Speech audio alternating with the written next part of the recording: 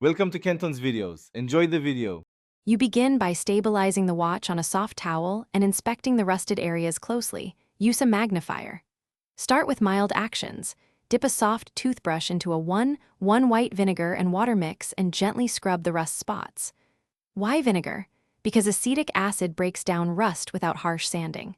Once you see loosened flakes, switch to cotton swabs to lift particles. Make sure to avoid soaking any non-waterproof parts and keep the crown fully closed during this step. Next, tackle stubborn corrosion with a baking soda paste applied directly to affected spots. Baking soda neutralizes acid and provides gentle abrasion. Use a soft toothbrush or toothpick for tight links, working in small, circular motions so you remove rust without scratching stainless steel. Once rust lifts, rinse sparingly with distilled water to avoid mineral deposits. Immediately dry every crevice using compressed air or a lint-free cloth. Make sure to repeat paste application only if needed, and keep movements controlled to finish by reassembling the strap and checking the crown and caseback seals.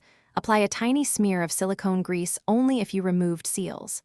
Then polish gently with a microfiber cloth to restore shine. If rust remains in joints or near the movement, stop. Continued DIY risk can let particles enter the mechanism.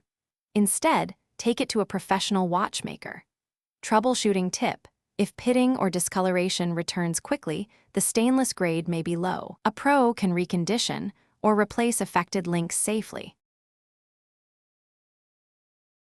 Thanks for watching. Consider subscribing if we helped you.